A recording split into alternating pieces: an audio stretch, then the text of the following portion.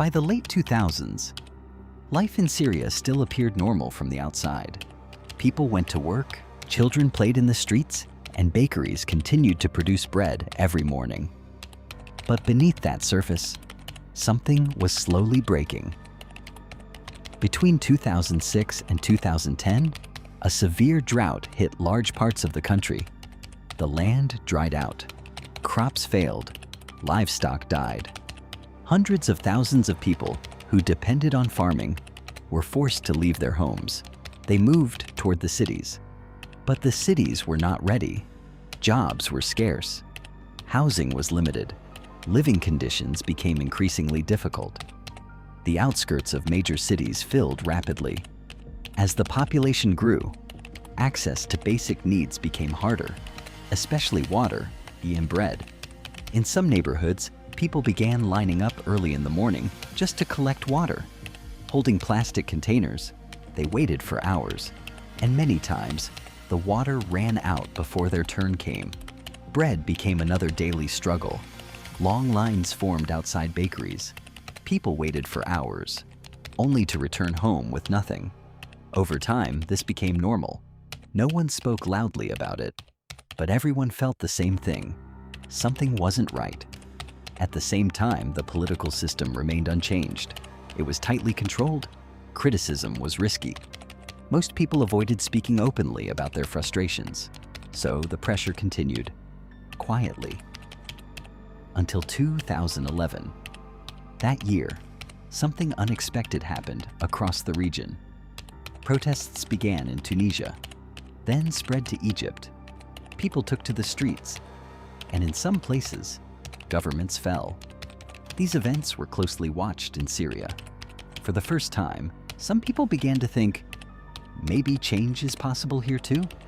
But no one knew how it would happen, and no one could predict where it would begin. In March 2011, in the city of Daraa, a small incident took place. It started with a wall. A few teenagers stood in the dark, holding spray cans, writing words they had seen spreading across other countries. Words about change, words about freedom. They didn't fully understand the weight of what they were writing, but the message was clear. By morning, the writing was everywhere, and within hours, the boys were gone, taken from their homes.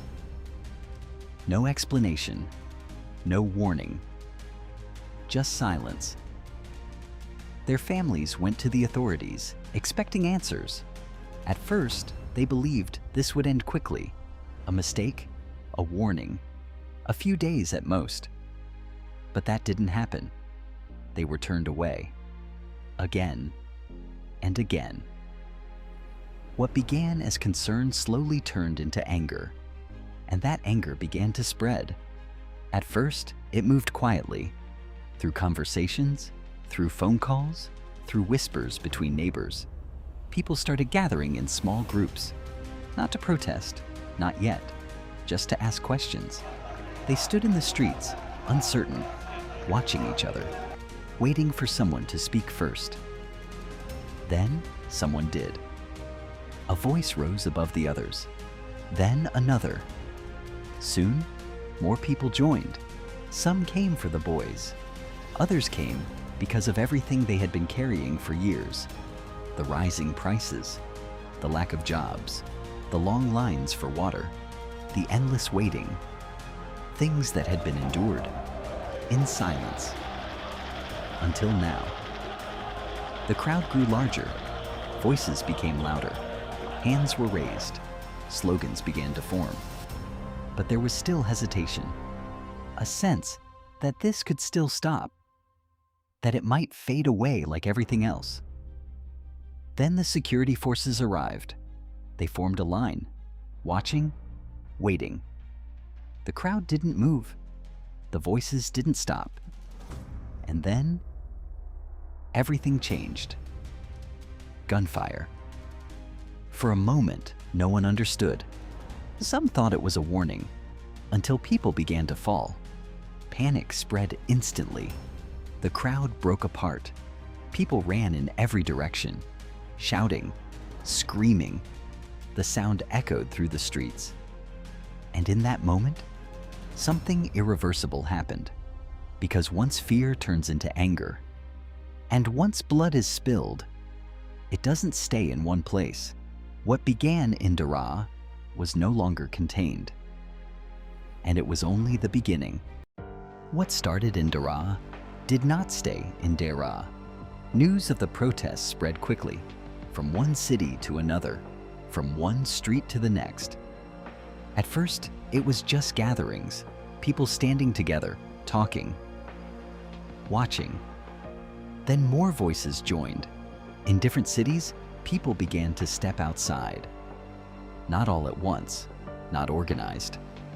But something was changing. The silence was breaking. Crowds grew larger each day. Some demanded change. Others simply wanted to be heard. But the response became stronger. Security forces increased their presence. More units arrived. More control.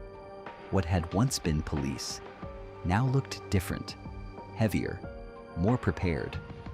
The streets began to change. Checkpoints appeared. Vehicles were stopped. People were questioned. The sense of normal life slowly disappeared. Shops closed earlier. Streets emptied faster. Conversations became quieter. And fear became visible. Then came the confrontations. Crowds and security forces standing face to face. No movement, no trust. Just tension. At first, people still believed it might calm down, that things could return to normal. But each day, the line grew thinner. Then, something else began to appear. Not everywhere, not all at once, but enough to be noticed. Weapons. At first, they were hidden, carried quietly, not for attack, but for protection. Or at least, that's what people told themselves. Because the rules had already started to change. The streets no longer felt safe. The system no longer felt stable, and people no longer felt protected. What began as voices was slowly turning into something else, something heavier, something harder to control. Cities were no longer just cities. They were becoming divided spaces, areas of control, areas of fear, and areas of uncertainty. This was no longer just protest. This was the moment everything began to shift, the moment where return became impossible. And what came next would change everything. The streets no longer belonged to the people. By the summer of 2012, entire neighborhoods had collapsed into silence. Buildings that once held families were now empty shells. Windows blown out, walls torn open, rooms exposed to the sky. Life hadn't just changed. It had stopped. Electricity was gone for days. Water stopped running. Bread became scarce. People stood in line for hours, sometimes all day, only to leave with nothing. A single loaf was no longer food. It was survival. Hospitals were overwhelmed. Some were destroyed. Others stopped functioning entirely. The wounded were carried through the streets on doors, on blankets, on bare hands. There were no sirens, only voices shouting for help.